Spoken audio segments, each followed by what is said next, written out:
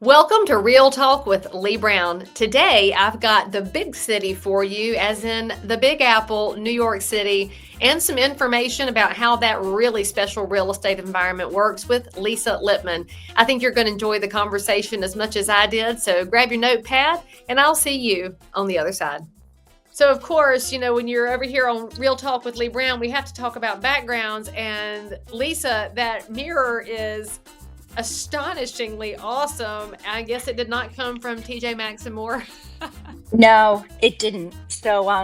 Last year, 2 years ago almost now, I sold an apartment for $17 million, very good clients of mine. And when they sold it, they had already moved into their new place and they had decorated it and, whatever, they were doing something different. And they asked the new buyers if they wanted it, and the buyers said no. So they were like, "Well, we don't know what to do with them." And I said, "Well, I'll buy them from you because I just bought a new house, and I have this huge wall, and I think it would be great." And they were like, "Oh no, Lisa will give them to you." So I took them, and it was not so easy to get them out here. So that was Manhattan, and this house that I'm sitting in here is in Sag Harbor in Long Island. But it was worth it because they're really, I don't know if you can see, but do you see that there's a reflection of trees in them? No, put my glasses So on. in Oh, I front, see it now. so in front of me, I have a wall of windows, like doors that are all windows, and there's trees. So those mirrors, the wall behind me only has a couple little windows above. So these mirrors reflect the trees over there. Oh, how pretty. Yeah. So, Oh, I'm like a kind of a lay decorator from having been a broker for 28 years. You that kind of happens. you get to know what you like, you see a lot of things, right? And you get offered a lot of things. We don't always say yes, but I think all of us would say yes to that and then figure out where to put it. Lucky you, you had a place for it. I did. I remember thinking like, "Wow, I actually have a good wall for that." Not all people wanted to just go to a Goodwill or a thrift shop. They'd really like somebody they enjoy to continue enjoying it. And that's the beauty of your relationship, obviously, with your clients. They enjoyed you and wanted you to be happy with an item that they didn't use anymore. There's an Yeah, I emotional mean, connection years there too. years ago, maybe 24 years ago, I was somewhat new in the business. I had clients who I was selling their apartment downtown. They were moving to Florida, and they had this really cool kind of sort of a day bed. It was covered in like a gray wool.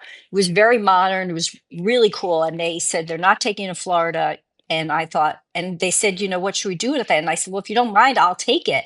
Because I had just moved into a new apartment, and it was like we have this office behind the kitchen in New York. We call them staff rooms. And it was the perfect size because if you took the back cushions off, it became a single bed, but it didn't Oh, take up a lot of space.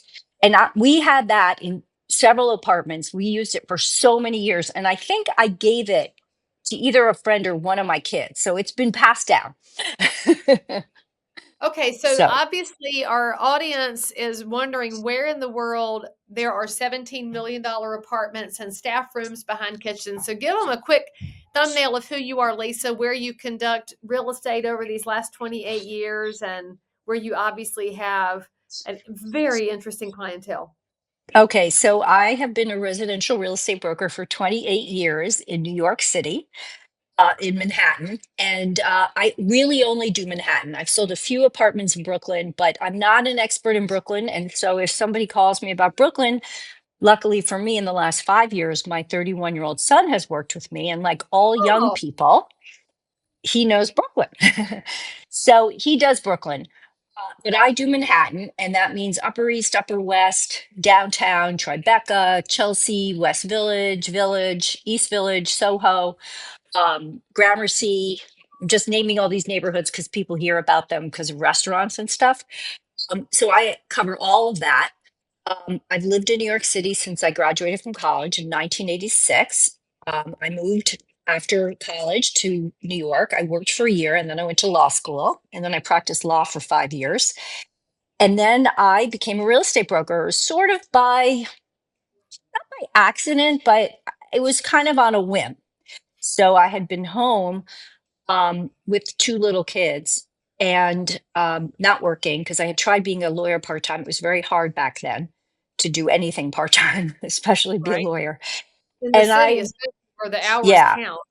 exactly. And I was frustrated just being home all, not working. So I decided to try to be a real estate broker. So I walked into a corporate office near my apartment and I said, "Hey, I'm a lawyer. I want to do this part-time." They said, "You're hired." Um, and I was like, "Okay, awesome." So I did what was called floor duty at the time. It was a storefront office, and I sat there, and people came in, and I got a rental, and I got a sale of a one bedroom, and then eventually my business grew. In 2005, that was 97. In 2005, I switched to Brown Harris Stevens, where I've been since 2005. And I never worked part time as a broker. Originally, I thought I would, but it morphed into beyond a full time job. But it was I think better for raising my boys than have being a corporate lawyer. Where back then you had to be in the office 7 to 7, 5 days a Yes. week, a good amount of travel because I was a litigator, which is tough with kids. This allowed me to, I definitely worked, I think for 20 years, I worked every single weekend. So lots of Sundays, lots of Saturdays. But in exchange, I could pick a child up and take him to soccer practice or something. So it was good. And then in 2005, actually, I had a third child. So I have three boys. My oldest one works with me. My middle one does his own thing. He's 28. And my little one is going to college in the fall. Well, and the thing about the hours in real estate is it's not somebody else's hours, it's yours. And I think that's Yeah, what's unique about it. At a law firm, if you ever want to make partner, you have to turn in all the hours and all the billable things, and your kids can't be involved in it. But in real estate, if you're working 10 hours, it's entirely possible that your kid can come along if your clients say it's, of course, bring your kid. They don't mind because they're thinking about the life transition that goes along with real estate. We get so much grace from our clients. And I just don't think we talk about that enough, that people do understand us a little differently because we all live in houses.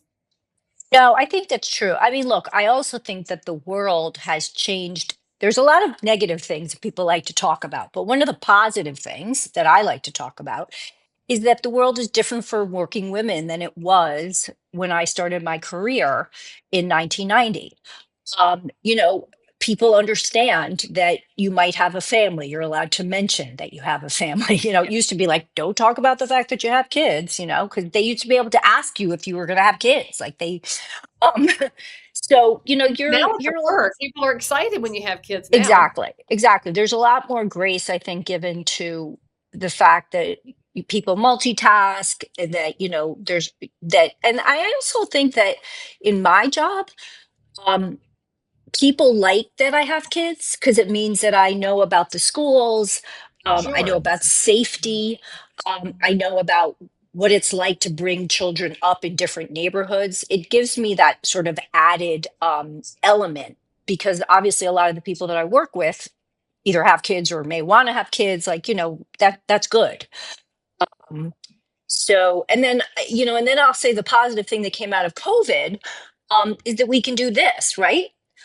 Um, that we have Zoom, that we have these alternative ways of working and communicating and meeting with people that we didn't used to have. Yeah, and they're terrible and they disconnect us, but it beats the alternative of never getting to see somebody and put a face with a voice, because we've conducted business over telephones for a long time, but I enjoy looking at somebody's face. If I can do a Zoom call instead of a phone call, I still think that's preferable. Plus, this thing is not getting distractions knocked in because we can actually have a 100%. personal I actually, conversation. I actually have a great COVID story. I know you like funny stories. So, in I guess probably I'm going to say like July or August of 2020, just as things were opening back up in New York and we were allowed to show apartments again, I was referred a couple who were moving from London to New York, and they wanted to be in New York by the following spring. And they needed to look for an apartment, but they couldn't come from London. There was no traveling. London didn't Right. let them out. America didn't let them in. It was like a whole thing.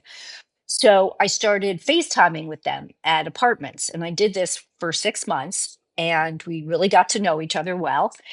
And at first, I think, they were like not completely trusting of me. Just they weren't, not like they didn't trust me, but they didn't know who I was. So they would sometimes have like a friend in New York meet to see the apartment That's a good before. idea. Yeah. Anyway, by March, I found them a great apartment that they loved. They bid on it. They signed a contract to buy it. We did a board package. They closed. They still were in London. They had never come to see the apartment. They finally came in June to see the And apartment. how nervous were you? I was so nervous. I was so nervous. And they loved the apartment even more than they thought they were going to.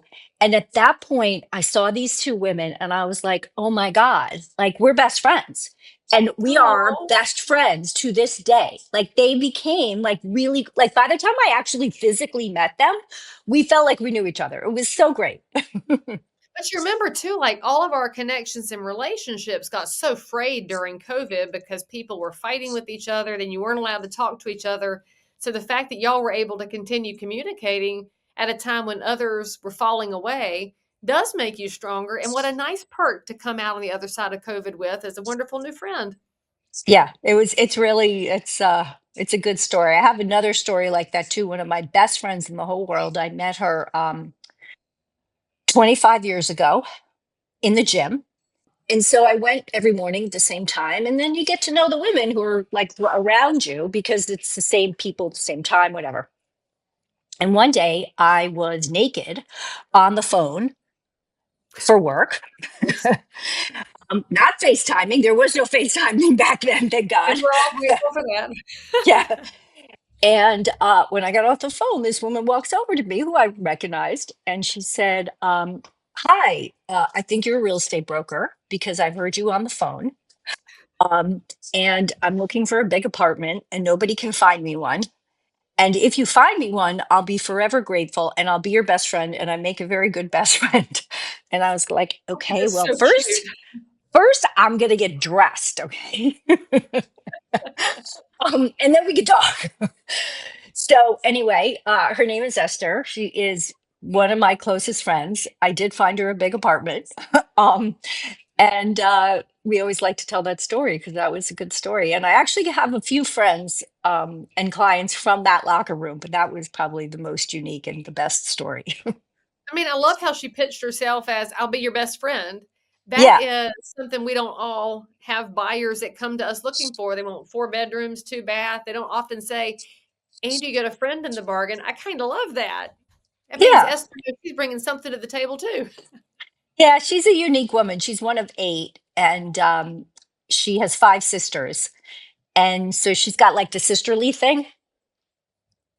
And you just got So adopted as an extra sister, then obviously. exactly, exactly. I only have one sister, so I felt lucky having all those sisters. No. So now, since you're in New York and a lot of the viewers and listeners are in what we would call normal markets, you keep talking about very expensive apartments, but generally, the public perception of an apartment is a rental, a small unit in the building, 1 bedroom, 2 bedroom, small things. When you talk about a $17 million apartment that somebody purchases, give us a little bit of perspective on the difference in apartments and co-ops and flats. And if somebody were moving to New York, how would they understand your market quickly, knowing that it's a very unique real estate environment? Sure, sure. So there's different kinds of places you can live in New York. So we've got apartments and we have townhouses. A townhouse is like The much Cosby more Show. right, right. But a townhouse is a more narrow version of a house that you would have in the suburbs. They range in width from 15 wide to 25 feet wide. 25-foot wide house in New York City is incredibly expensive, like over $20 million. So most people who live in New York City live in apartments or a piece of a townhouse, like when it's been cut up into apartments. But these townhouses originally were single family houses, again, built any place from 15 feet wide to 25. Once in a while, you see a 30-foot wide house. Those are actually limestone mansions. Um, those are all of these townhouses in general are from about turn of the century. They're all very old.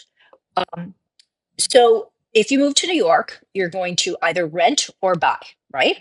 You can rent an apartment in a high rise, in a low rise, in a brownstone townhouse.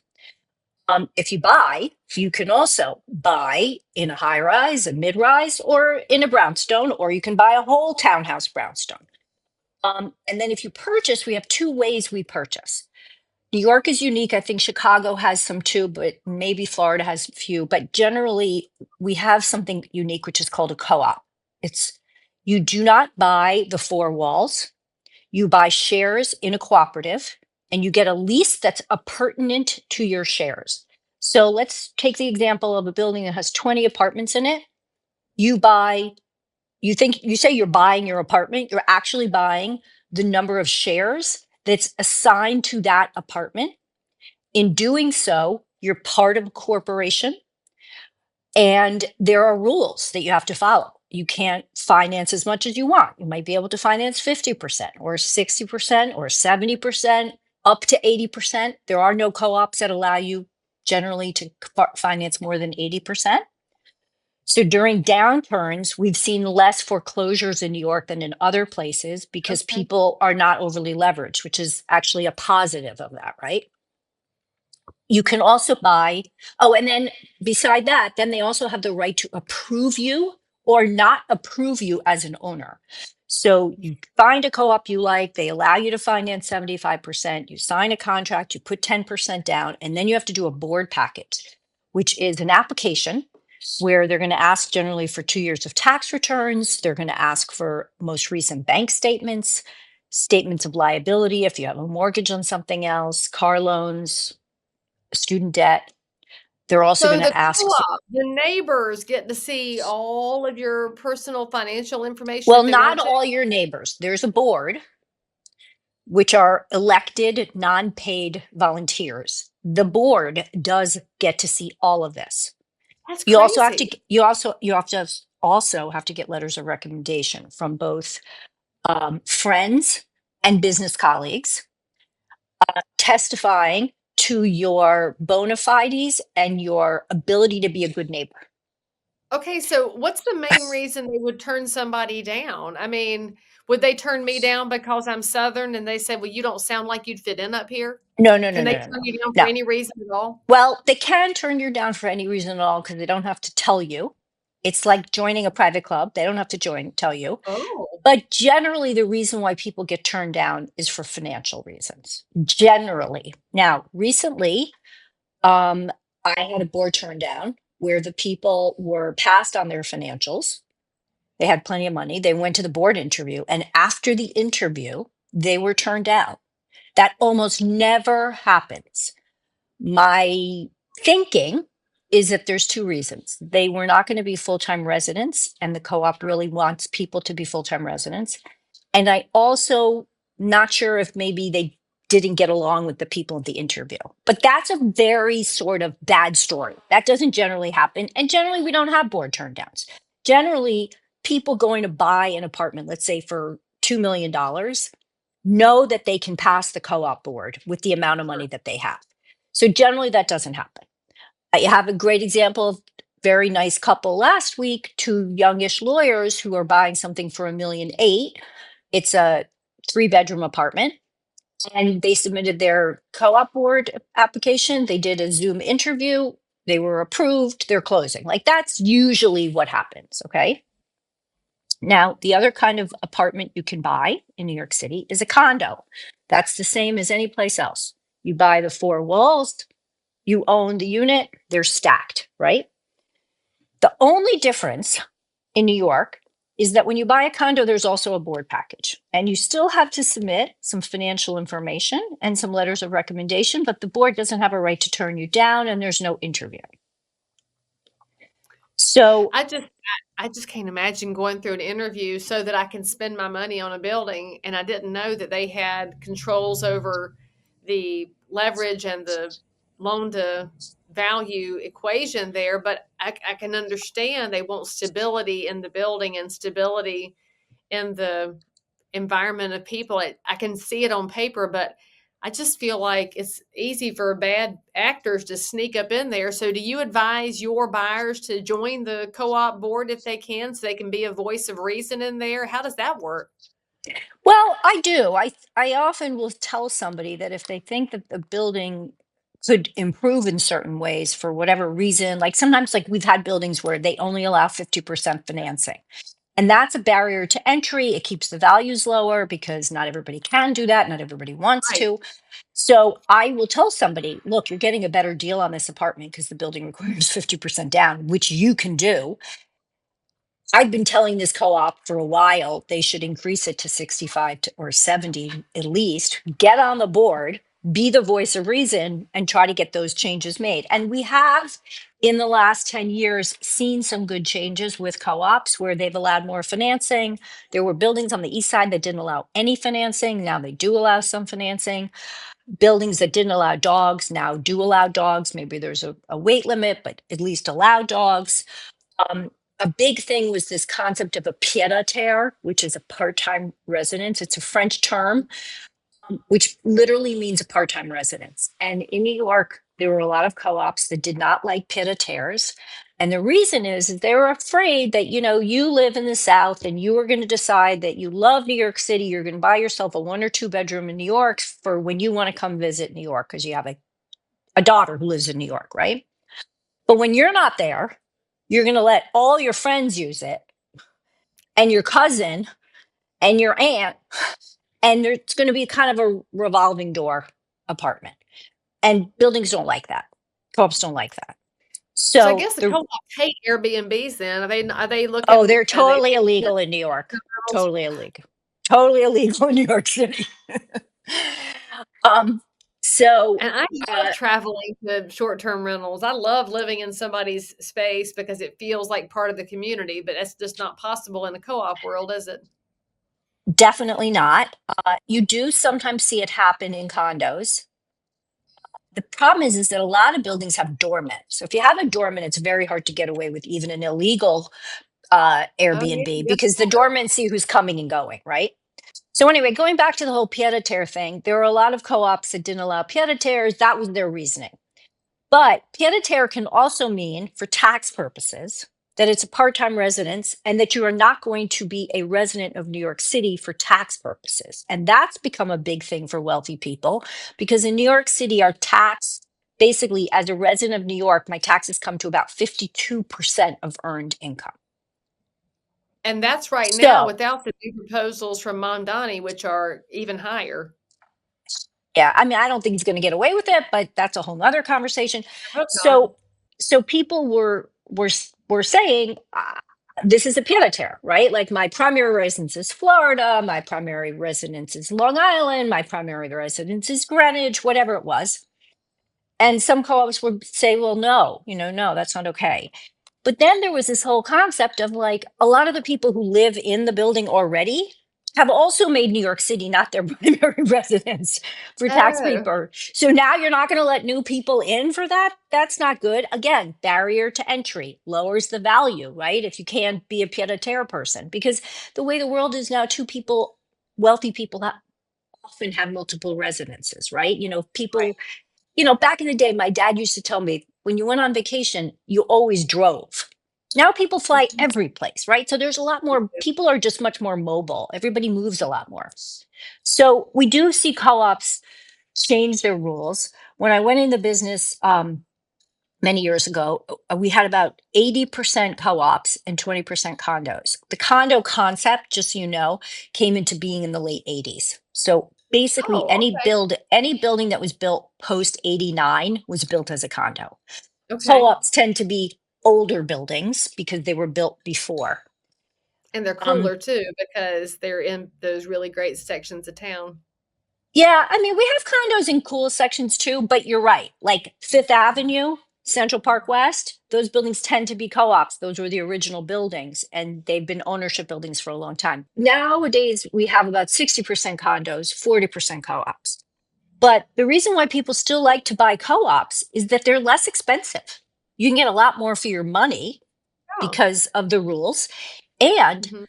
they tend to be in often the most sought after locations. like on a park.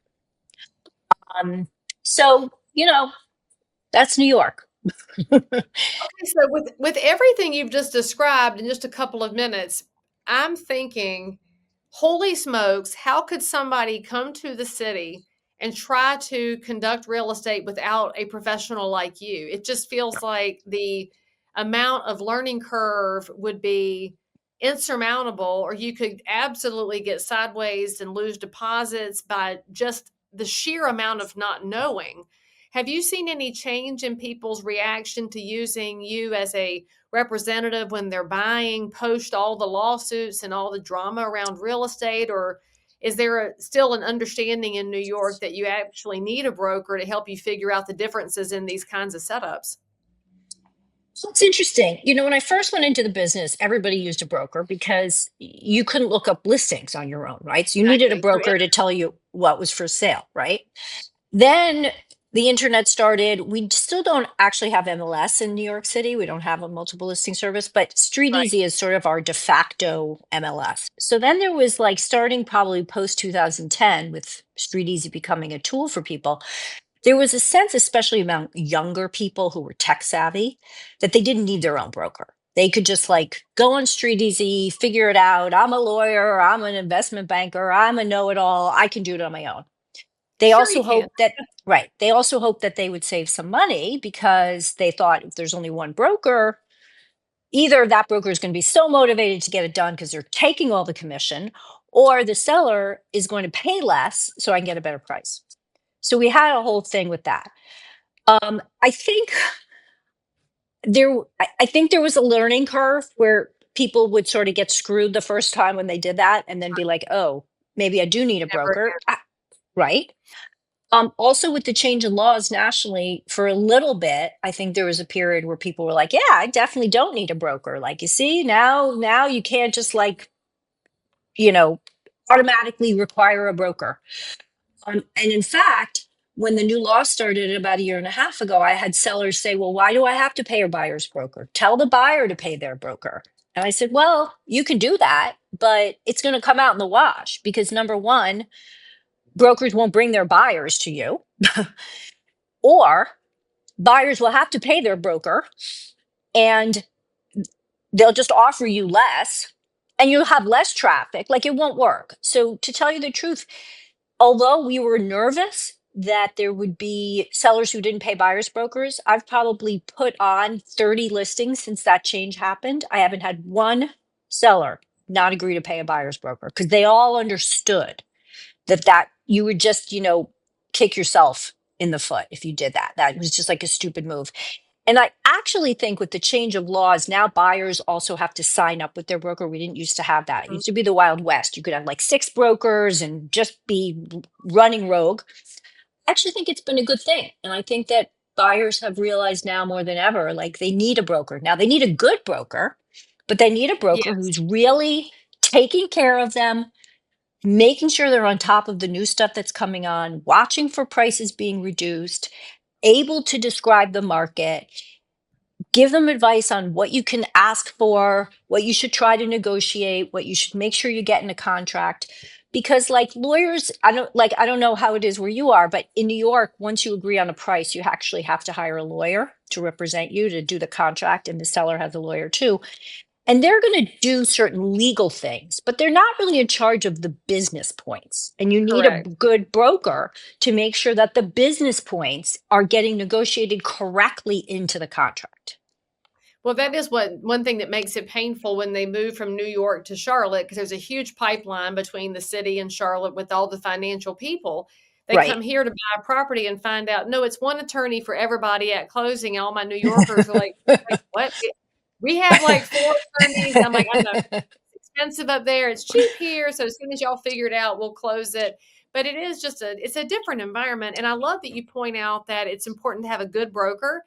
And by the way, audience, that doesn't mean that they have to have as many years as Lisa and I do. A good broker could be a 3-year broker who has a mentor that's pouring into them. Because one thing that I learned early, and you probably did as well, if you have somebody that will give you good counsel along the way, you can get good much sooner than if you try to learn everything from scratch yourself all the way through. It just, what matters is understanding the schematics of the market where you're purchasing, and what's the backstory on it? How is it going to work? What's changing in it? And that's a world that changes every 5 minutes, which is why you want a broker. And I can't imagine buying in a simplistic market without a broker, much less going back to New York. Because I used to live in Murray Hill. I noticed you didn't mention Oh, that community because it was kind of rough when I lived there in the 90s.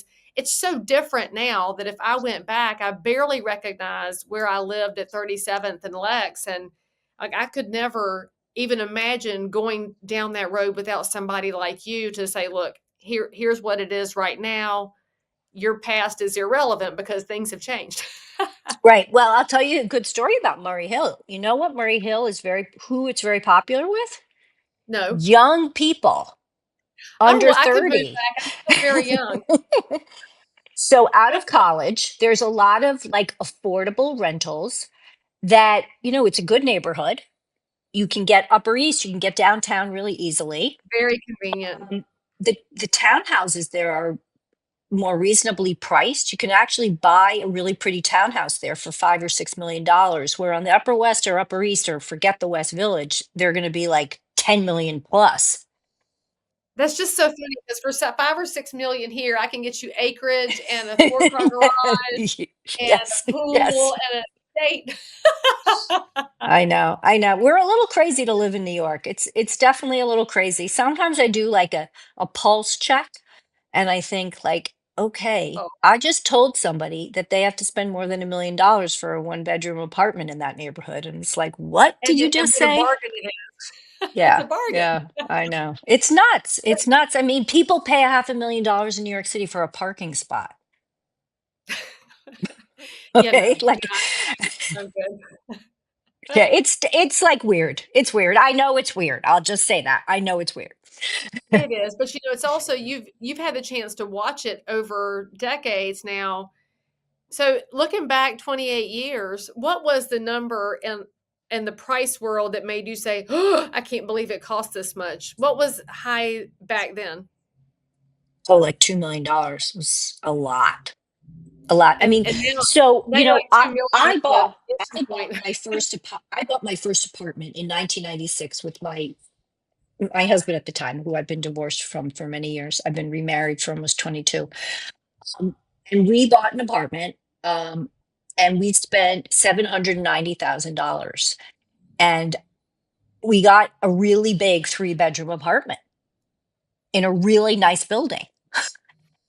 But I remember And it thinking, doesn't like, exist now.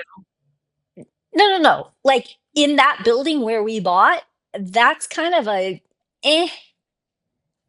it's an okay 1 bedroom in that building now.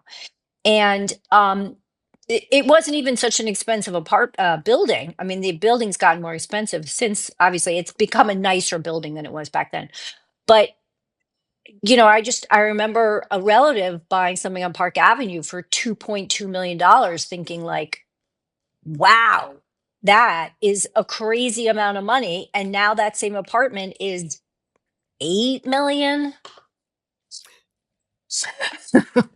I mean, it feels like monopoly money, but then you realize all the monopoly money is attached to home for people where they eat supper and spend time with their loved ones. And that's what keeps everything so grounded. And it's what we love about this business. Lisa, if somebody is thinking about a purchase anywhere in New York City and they'd like to talk to you or be introduced to your son, what's the best way for them to find you and learn from your expertise before they make the plunge? Absolutely. So I have a really easy email address. It's Lisa, B like boy, H like Harry, S like Sam, U like under, S like Sam, A like apple.com. So it's Lisa at bhsusa.com.